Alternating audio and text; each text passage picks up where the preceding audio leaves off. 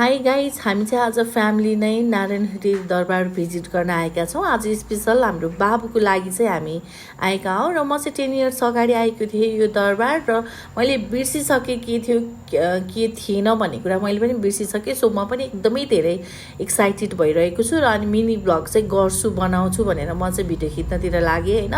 र बाबुलाई हाई भन भनेको, बाबु नाइ नाइ भन्दै थियो। अहिले चाहिँ दौडेर आएर हाई गर्यो र फेरि समयको सदुपयोग त गर्नु पर्यो नि होइन। त्यही भएर 2-4 फोटो खिचिहालेँ अनि भिडियो खिच्न लगाएँ मैले।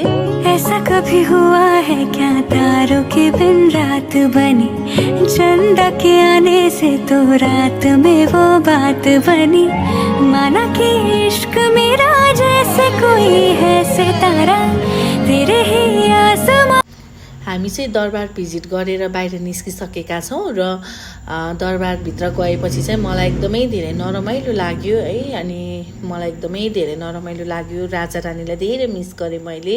आज राजा रानी भएको भए देशको अवस्था पनि यस्तो हुने थिएन होला, जनताले यति धेरै दुःख पाउने थिएनन् होला, देशमा नियम कानुनहरू हुन्थ्यो होला भन्ने जस्तो पनि मलाई फिल भयो है। एकदमै नरमाइलो लाग्यो। राजा रानीलाई मारेको बेलामा म त धेरै सानो थिएँ है। त्यो कुराहरू कस्तो ताजा भयो, एकदमै धेरै ताजा भयो सम्झेँ के। अनि यसरी भिडियो खिचिरहेको थिएँ, एउटा नानी दौडेर आएर हाई गर्न थाल्यो। अनि फेरि ऊ आएको देखेर अर्को बाबु पनि दौडेर आएर हाई गर्न थाल्यो। अनि उनीहरूलाई कस्तो लाग्यो त दरबार भनेको एकदमै रमाइलो भयो भनेर भने होइन। त्यसपछि हामी निस्कियौँ दरबारबाट र अनि बाटोमा थियौँ र त्यही बेलामा जाम भयो। अनि मैले भिडियो खिच्न थालेँ अनि अब फेरि स्काई वाक जाने प्लानिङमा थियौँ। त्योभन्दा अगाडि चाहिँ खाजा खाउँ भनेर हामी चाहिँ गयौँ। स्काई वाक गर्न अहिले जामला, पहिला खाजा खाउँ अनि भनेर एउटा रेस्टुरेन्टमा गयौँ।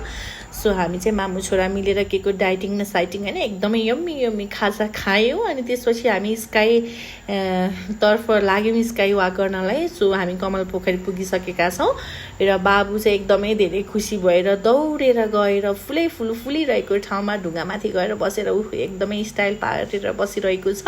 अनि मैले जिस्काइरहेको थिएँ, भिडियो खिचिरहेको थिएँ होइन। अनि मलाई त उनीहरू बाबा छोराले त कुनै मतलबै नगरिकन अगाडि गइरहेछन्। फेरि हामीलाई मौसमले पनि यति धेरै साथ दिएको कि पानी परेर फेरि घाम लागेको के। सो हामी एकदमै धेरै लक्की पनि फिल गरिरहेको थिएँ मैले चाहिँ। अनि कति राम्रो फुलहरू फुलिरहेको थियो।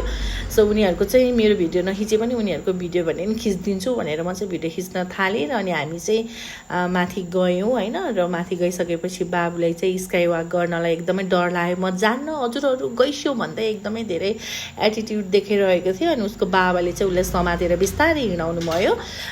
सो होइन, अब त्यति टिकट लिएछौँ, अब एकदमै रमाइलो त गर्नु पर्यो नि त, डर आएर भएन। अनि म पनि गएर फोटोसोटो खिच्न थालेँ।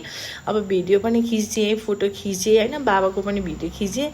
अनि हामीले चाहिँ एकदमै धेरै इन्जोय गऱ्यौँ। स्काई वाक पनि एकदमै धेरै रमाइलो भयो, एकदमै धेरै इन्जोय गऱ्यौँ। यसरी रमाइलो गर्दै गर्दै अब चाहिँ रात पनि पऱ्यो, घर जानुपर्छ भनेर हामी चाहिँ लिफ्टमा ओर्लिन लागेको थियौँ। अनि त्यसपछि म चाहिँ मेरो मात्रै भिडियो खिच्छु भनेको, बाबा छोराले भिडियो नै बिगारिदिए। र अनि यसरी एकदमै रमाइलोसँग हामीले दिन बितायो। यो भिडियो चाहिँ अन्तिमसम्म हेर्नुभएकोमा थ्याङ्क यू सो मच सबैजनालाई।